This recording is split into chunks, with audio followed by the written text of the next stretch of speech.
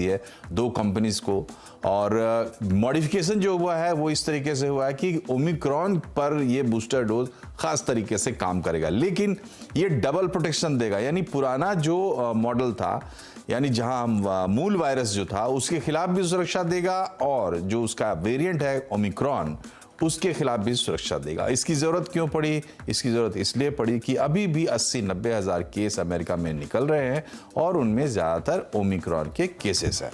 तो ये 2 बातें हैं जो कि स्टैब्लिश करती हैं हमारे आज के विषय को।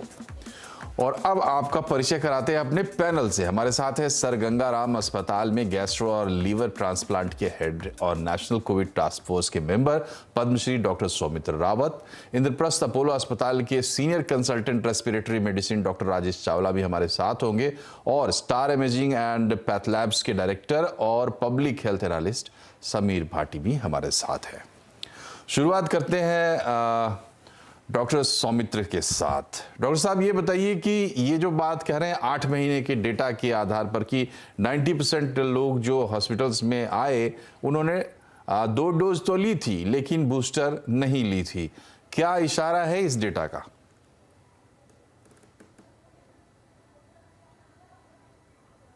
डॉक्टर साहब, आप जरा अनम्यूट कर लें अपने सिस्टम को। हाँ, thank you very much Manoj ji, मुझे जोड़ने के लिए। ये डेटा बहुत क्लियर है कि जो 90% पेशेंट एडमिट हुए हैं उन्होंने बूस्टर डोज नहीं लिया है, और हम लोगों ने पहले भी देखा है जो सीवियर इन्फेक्शन होता है कोरोना का वही लोग हॉस्पिटलाइज होते हैं, और जिन लोगों ने फर्स्ट डोज पहले नहीं ली थी या बूस्टर नहीं लिया था वही लोगों को सीवियर डिजीज होता है, वही लोग हॉस्पिटल में एडमिट होते हैं। तो इसका मतलब यही है कि हमें जो प्रिकॉशनरी डोज है उसको हमें लेना चाहिए, बहुत जरूरी है, क्योंकि जो कोविड एंटीबॉडीज जो हमारे बॉडी में रहती हैं वो 6 से 8 महीने बाद एंटीबॉडीज कम हो जाती हैं, इसलिए हमें बूस्टर लेना जरूरी है। और ये गौरतलब बात है कि 18 से अगर हम 59 साल तक का एज ग्रुप देखेंगे जिसमें कि 77 करोड़ लोग एलिजिबल हैं, केवल 12% लोगों ने बूस्टर डोज या जो आपका प्रिकॉशनरी डोज है वो केवल 12% ने लिया है। और वही चीज अगर हम 60 ईयर से ऊपर health care and frontline workers में देखेंगे तो 35%, जो कि 17 करोड़ के करीब है, 35% ने आपका जो प्रिकॉशनरी डोज है वो ली है। और ये जो हम देख रहे हैं कि अगर हम बूस्टर लेते हैं, प्रिकॉशनरी डोज लेते हैं, उसके बाद आपको जो कोरोना होता भी है वो माइल्ड फॉर्म में होता है। जी, तो डॉक्टर साहब, आपको क्या लगता है बूस्टर डोज की रफ्तार इतनी धीमी क्यों है? मतलब लोग क्या ऐसा मानकर चल रहे हैं कि अब इसकी जरूरत नहीं है? असल में ये हुआ है कि पिछले 6-8 महीने में जब कोरोना कम हो गया था जनवरी फरवरी के बाद, तो लोग जितने भी लोग बाग हैं वो थोड़ा कॉम्प्लेसेंट हो गए थे, लेकिन हमें कॉम्प्लेसेंट नहीं होना है। ये जो पेंडेमिक है जिन्होंने लाखों लोगों की डेथ हो गई है, which has crippled the economy all around the world, हमें इसको बड़ी अच्छी तरीके से फाइट करना है और हमें बूस्टर डोज लेना है।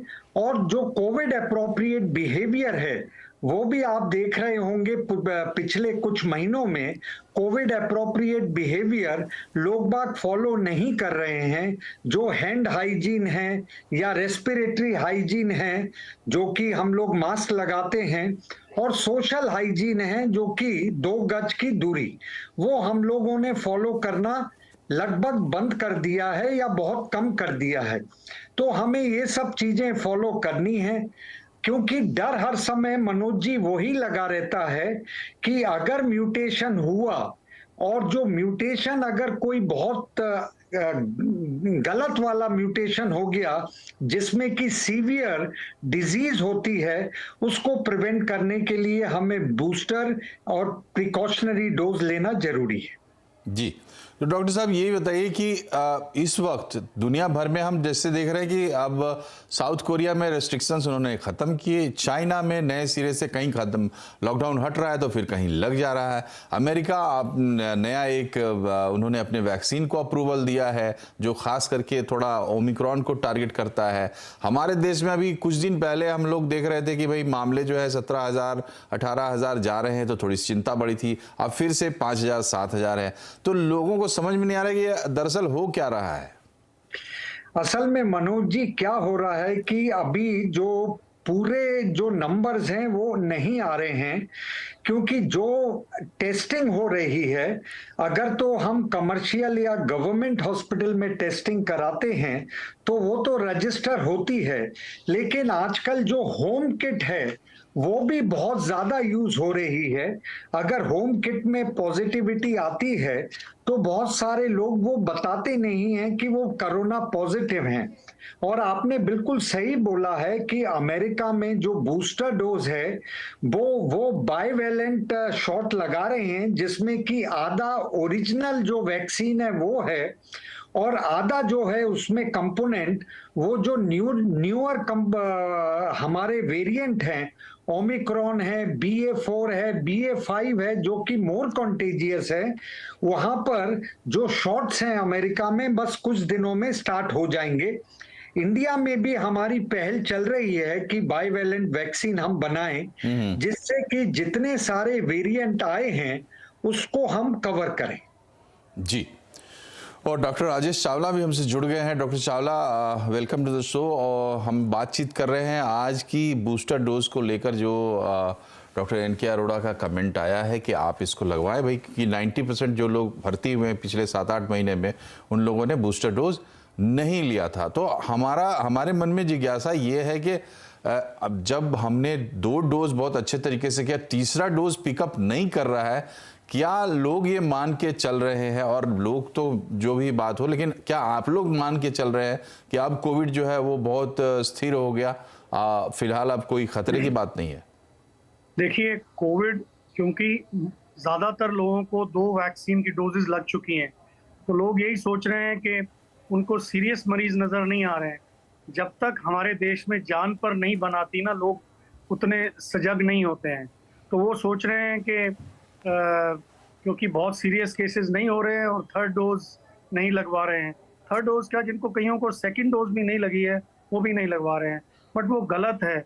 और हमने देखा है कि जिनको बूस्टर लगी है उनमें बहुतों को तो इन्फेक्शन हो रहे हैं तो और ज़्यादा माइल्ड हो रहे हैं।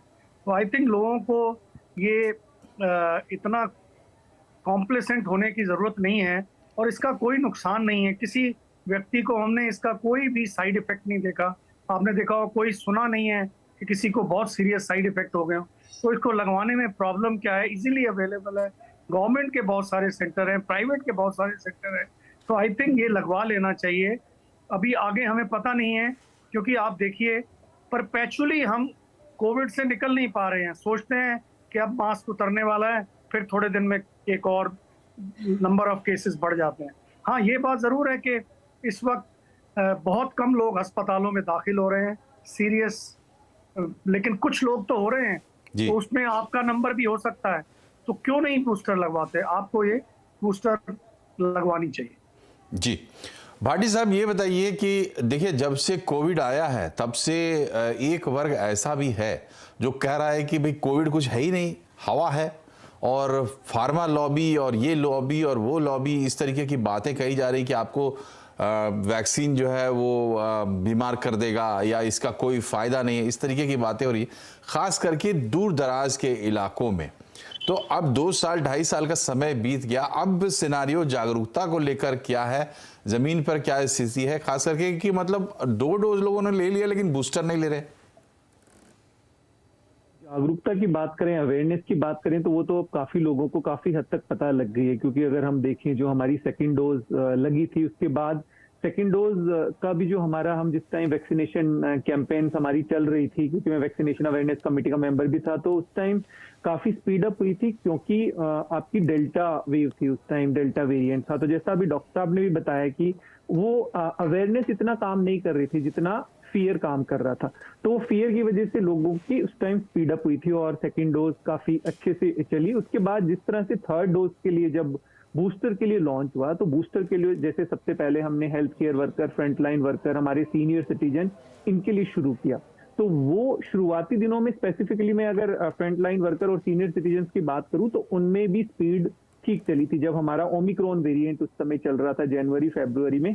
पर पहले अगर मैं उसी वर्ग की बात करता हूं हमारी, तो उसमें भी अभी पूरी तरह से काफी सारी एलिजिबल पॉपुलेशन बची है, सीनियर सिटीजन में भी इवन करीबन 35% के करीब ही अभी जो एलिजिबल पॉपुलेशन है उसमें से 35% लोगों का ही वैक्सीनेशन हुआ है। तो एक तो वो वाला वर्ग, वो लोग अवेयर भी हैं और उनको पता भी है।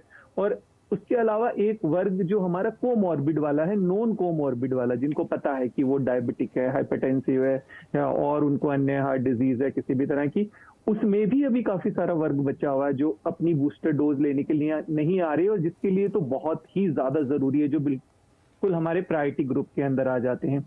उसके बाद जैसा अगर हम बात करें इंडिया की स्पेसिफिकली, तो हमारे बहुत सारे लोग ऐसे हैं, अगर यूथ में भी देखें, कि जिन लोगों को पता ही नहीं है कि वो डायबिटिक भी है या हाइपरटेंसिव भी है। वो तो कई बार जब टेस्ट कराते हैं तब उनको पता चलता है। तो इसलिए वो भी हमारी एक वनरेबल पॉपुलेशन है। एक हमें जो उस टाइम सुनने में आ रहा था जब हम कैंपेन्स कर रहे थे कि भाई इसकी ड्यूरेशन ज्यादा है, हमें तो लगवानी है, पर हम लगवा नहीं पा रहे, तो सरकार ने फिर वो ड्यूरेशन भी कम कर दी कि 9 मंथ से 6 मंथ आ गया। फिर उसके बाद कुछ हमें सुनने में आ रहा था कि क्योंकि ये फ्री अवेलेबल नहीं है अभी सब जगह सरकारी अस्पतालों के अंदर, तो अभी इसको बूस्टर को फ्री भी कर दिया गया है सब जगह। पर फिर भी हमने स्पीड नहीं देखी। पर हाँ, जुलाई 15 में जब एक बार फिर से कैंपेन शुरू हुई कि हमें अभी 30 सितंबर तक इसको स्पीड अप करना है, तो थोड़ा हल्का फुल्का जो है ये ड्राइव बढ़ी है। बट हाँ, जो लोग अभी भी रिलक्टेंट है कि साइड इफेक्ट छोटे मोटे होंगे, उसको लेके दूसरा लोगों को अभी जैसा लग रहा है कि अब बहुत हल्का फुल्का माइल्ड सा वेरिएंट है और अगर लगवा भी ली तो फिर भी आपको इन्फेक्शन तो होना ही है। मतलब उनको लगता है कि कोविड तो हो ही जाएगा लगने के बाद भी, क्योंकि काफी लोग ऐसे हैं सेकेंड डोज के बाद उनको 2 या 3 बार फिर से इन्फेक्शन हो गया। तो ऐसे लोगों को देखते हैं तो उनको लगता है कि फिर इसको लगवाने का फायदा क्या हुआ। तो बार बार हम उनको ये एक्सप्लेन करते हैं कि शुरुआती दिनों से बता रहे हैं कि आपको संक्रमण तो हो ही सकता, बीमारी की गंभीरता से बच जाएंगे। और सबसे ज्यादा इसमें इंपॉर्टेंट है कि अगर कोई भी नई तरह का वेरिएंट आता है तो उसके लिए हमारे पास अभी कोई अलग तरह के प्रोटोकॉल नहीं है। अगर आपको एक बूस्ट मिल रहा है, कि आपको इम्यूनिटी आपकी बूस्ट हो रही है और नया वेरिएंट भी आता है, जैसे हमने ओमिक्रॉन के भी सब लीनिएजेस देखे, कई तरह के हमारे ओमिक्रॉन के अंदर भी वेरिएंट आए, कम या ज्यादा, पर सबसे वैक्सीन इफेक्टिव रही है। तो अभी कोई किसी तरह की नई डोज का या कोई नई वैक्सीन का वेट ना करके अगर एक हमें बूस्ट मिल रहा है तो लोगों को ले लेना चाहिए। और एक जैसा हमने देखा था कि पहले ट्रैवल में कई बार मैंडेट था जी। काफी जगह कि आपको सेकंड डोज लगेगी तभी आप कर सकते हैं, पर अभी बूस्टर के लिए उस तरह से मैंडेट नहीं है, तो भी इसलिए लोग लगवाने नहीं आ रहे हैं। जी, तो डायनेमिक्स बहुत सारे होते हैं और हर एक चीज़ को आप पैमाना अपने अपने तरीके से लोग मानेंगे तो बहुत दिक्कत है कि आप बूस्टर के लिए कहीं रेस्ट्रिक्शन नहीं है तो आप बूस्टर लगाएंगे नहीं, ये तो बात होती नहीं है। डॉक्टर चावला, एक और बात हम समझना चाहते हैं कि देखिए, जब से ये आई है बीमारी तब से अब तक पिक्चर बहुत क्लियर नहीं हुई है। हम बात करते हैं सोशल डिस्टेंसिंग की, मास्किंग की और फिर वैक्सीन की। वैसे लोग जानते हैं कि वायरल डिजीज़ में आप बहुत ज़्यादा कुछ कर नहीं पाते हैं ज़्यादातर डिजीज़ में। तो इलाज के मोर्चे पर या हमारी जानकारी के स्तर पर, मतलब मेडिकल फ्रेटर्निटी की जानकारी के स्तर पर क्या डेवलपमेंट्स हुए हैं कोविड को लेकर? देखिए, कोविड को लेकर अब बहुत कुछ पब्लिश हुआ है और अब काफ़ी कुछ ऐसा भी हो रहा है कि काफ़ी चीज़ें इफ़ेक्टिव नहीं हैं उतनी। तो जो चीज़ें क्लियर हैं कि माइल्ड कोविड में सिर्फ सिम्टोमेटिक ट्रीटमेंट की ज़रूरत होती है। अगर किसी व्यक्ति को ऑक्सीजन की ज़रूरत नहीं है तो उसको स्टेरॉइड्स नहीं देने चाहिए, बिकॉज पहली और दूसरी वेव में स्टेरॉइड्स का मिसयूज़ भी बहुत हुआ था। तो अनलेस ऑक्सीजन की ज़रूरत पड़ती है तभी स्टेरॉइड्स देने चाहिए। और तीसरा, बाकी अभी कोई ऐसी कोई नई दवा नहीं आई है। जो भी आए हैं पैक्सलोविड वगैरह, वो जो यूएसए में काफ़ी यूज़ कर रहे हैं, हमारे देश में तो अभी उपलब्ध नहीं है। मोलुनोपिरावीर भी आई, बट बहुत ज़्यादा उसका इतना असर नहीं देखा। बट फिर भी जो हाई रिस्क ग्रुप हैं अभी उनमें हम उसको यूज़ करते हैं। बट अभी कोई इतनी बहुत ज़्यादा एडवांसमेंट अभी इसके फील्ड में नहीं हुई है। और कोविड ये पता लग गया है कि वैक्सीन इफेक्टिव है और अब ज़्यादातर माइल्ड कोविड हो रहा है। अभी शोध कार्य तो हो रहे हैं, बट अभी कोई बहुत ज़्यादा क्लियर कट कोई भी मेडिसिन अभी सामने नहीं आई है। जी, तो यहाँ पर हम बातचीत जो कर रहे हैं उसका हमारा मूल मकसद ये है कि लोगों की अवेयरनेस बढ़े और हम उन तमाम गलत फहमियों को काटना चाहते हैं जिसकी वजह से लोग रिलक्टेंट हो रहे हैं। एक अच्छी बात यह है कि देखिए सरकार अभी 75 दिन के लिए यानी पूरे सितंबर तक फ्री में दे रही है वैक्सीन, तो वो लगवा लें, ये ज़रूरी है। लेकिन अब यहाँ पर हम एक छोटे से ब्रेक के लिए रुक रहे हैं और उसके बाद हम ये बात करेंगे कि आप कोविड को अगर हल्के में लेते हैं, कोविड होता है, ठीक हो जाता है, सब कुछ नॉर्मल लगता है, लेकिन बाद में भी ये घात करता है। क्या राय है इस पर डॉक्टर्स की, एक छोटे से ब्रेक के बाद।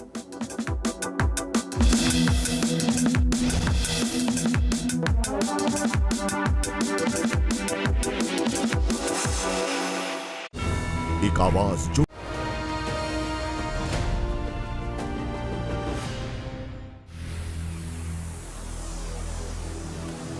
एक बार फिर से स्वागत है आपका सतीश धवन स्पेस सेंटर श्रीहरिकोटा से। मैं हूं आपके साथ विपिन भट्ट और इसरो की हमारी ये यात्रा जारी है। हमने आपसे कहा था कि अपनी सीट की पेटी बांध दीजिए क्योंकि अब हम इसरो के यात्रा के उस हिस्से में आपको लेकर चल रहे हैं जहां पर बड़े बड़े स्पेस एक्सपीडिशन किए गए, यानी कि चंद्रयान भेजा गया, मंगलयान भेजा गया, चंद्रयान 2 की यात्रा हुई। तो आइए इसरो की इस पूरी कहानी को भी हम भी नजदीक से देखते हैं और समझते हैं कि कैसे इसरो ने इन बड़े एक्सपीडिशंस को अंजाम दिया। सबसे पहले चंद्रमा की तरफ जाएंगे चंद्रयान 1 में।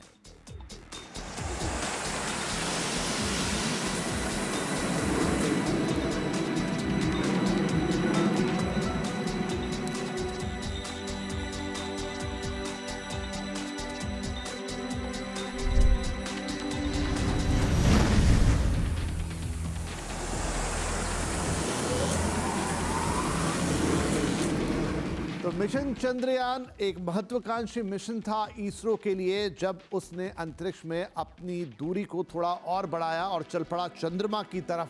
चंद्रमा पर पहुंचकर या उसके ऑर्बिट में पहुंचकर यहां पर बहुत सारे काम होने थे। 2008 22 अक्टूबर को चंद्रयान ने उड़ान भरी यहीं श्रीहरिकोटा के सतीश धवन स्पेस सेंटर से। इस मिशन की लाइफ 2 साल रहने वाली थी, यानी इसके साथ जो ऑर्बिटर पहुंच रहा था चंद्रमा की कक्षा में वो 2 साल तक चंद्रमा के चक्कर लगाकर धरती पर कुछ अहम जानकारियां भेजने वाला था। आपको जानकर खुशी होगी कि चंद्रमा पर पानी के कणों की खोज करने वाला हमारा चंद्रयान 1 ही था। तो ये पूरा मिशन बड़ा एक्साइटिंग था, एक ही बार में सफलता यहाँ मिल रही थी। और जिस रॉकेट में सफर पूरा गया वो था PSLV XL C11 और खर्च देखिए महज 386 करोड़ रुपए। ऐसे रकम आपको बड़ी लगेगी, लेकिन जब आप दूसरे देशों की तुलना में देखेंगे तो इसरो ने इस मिशन को बहुत ही किफ़ायती अंदाज में सक्सेसफुली पूरा कर लिया था और इस तरह से उसने बता दिया दुनिया को कि इसरो में कितनी ताकत है। लेकिन इसरो यहीं रुकने वाला नहीं था, अगली नज़र थी उस लाल ग्रह यानी मंगल पर और तैयार था मंगलयान। चलिए सीधे मंगलयान से चलेंगे मंगल की तरफ।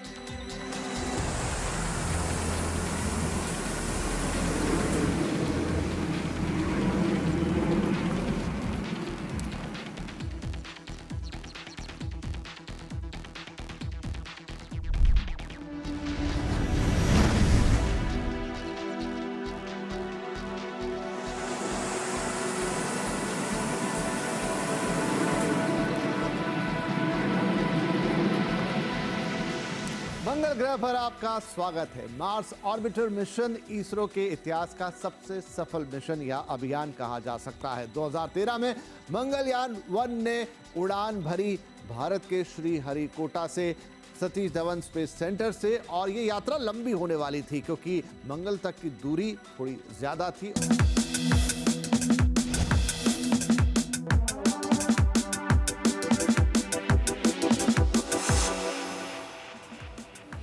ब्रेक के बाद एक बार फिर से आपका स्वागत है कंज्यूमर अड्डा में। आज हम बात कर रहे हैं कि बूस्टर डोज लो और सुरक्षित रहो, कोविड से बचो। तो डॉक्टर रावत, जो पोस्ट कोविड कि स्टडीज हुई हैं अलग अलग टुकड़ों टुकड़ों में, बहुत सारी बातें आती हैं, लेकिन आप एक कॉम्प्रिहेंसिव छोटे में समझाइए हमारे दर्शकों को कि पोस्ट कोविड क्या चीज है। पोस्ट कोविड मनोज जी वो होता है कि आपको कोविड इन्फेक्शन के बाद आपको लॉन्ग टर्म प्रॉब्लम्स हो, एंड कोविड जब सीरियस होता है उसके बाद रिकवरी होती है, उसमें बहुत टाइम लगता है। बहुत सारी चीजें ये भी देखी गई हैं कि कोविड के बाद लंग इन्वॉल्व हो जाता है, एंड कई जो पेशेंट्स हैं उनमें फाइब्रोटिक चेंजेस भी आए हैं। हार्ट में जो होता है मायोकार्डाइटिस हो जाता है, जिससे कि हार्ट वीक हो जाता है, एंड कई बार ये होता है कि जो वीकनेस है वो परसिस्ट काफी लंबे टाइम तक चलती है। हम लोगों ने कई कोविड के बाद जीआई सिम्टम्स भी देखे हैं। अगर आपको याद हो म्यूकोरमाइकोसिस जो इन्फेक्शन पहले होता था, जी जी, हम लोगों ने 3-4 मरीज ऑपरेट करे हैं जिनको कि कोविड के बाद में म्यूकोरमाइकोसिस था, जिससे कि 2-3 मरीजों में आंतें भी फट गई थी।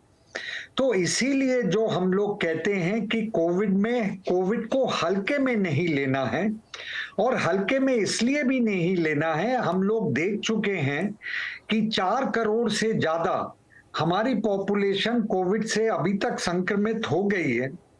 और हम लोग ये भी देख रहे हैं, ऑल्दो हमारे नंबर कम हैं, 7,946 नंबर हैं कल के, लेकिन अगर आप गौर करें 37 डेथ्स भी हुई हैं उसमें। तो ये है कि अभी ऐसा नहीं है कि कोविड से डेथ नहीं हो रही हैं, डेथ हो रही हैं। और उसके बाद जैसे आपने पोस्ट कोविड आपने बताया है, वो भी बहुत सारा प्रॉब्लम वाली बात है। तो इसलिए वही है जो 3 चीजें आपने बताई हैं वही मैं बताऊंगा कि आपको कोविड एप्रोप्रिएट बिहेवियर बिल्कुल रखना है जी। और आपने अगर फर्स्ट डोज नहीं ली है तुरंत लीजिए, सेकंड डोज नहीं ली है तुरंत लीजिए, और जो बूस्टर और प्रिकॉशनरी डोज है वो भी आप लीजिए जी। So COVID appropriate behaviour and vaccination ये बहुत ज्यादा जरूरी है। जी भाटी साहब, ये बताइए कि अब इसमें किया क्या जाए, मतलब अवेयरनेस कमेटी में आप रहे हैं, अब तो ऐसा नहीं है कि हम सीधे तौर पर सिर्फ जनता को ही दोष दे सकते हैं। मीडिया से लेकर जो भी हमारी सांस्थानिक व्यवस्था है, इंस्टीट्यूशनल अरेंजमेंट्स है, सब जगह कहीं ना कहीं थोड़ी बहुत ढिलाई, रिलक्टेंस देखने को मिल रहा है। तो करना क्या चाहिए? बिल्कुल, देखिए गवर्नमेंट के स्तर पे तो जिस तरह से ऑलरेडी कैंपेन एक फिर से लॉन्च हो ही गई है और गवर्नमेंट के लेवल पे वैक्सीनेशन को फ्री भी कर दिया है बूस्टर के लिए।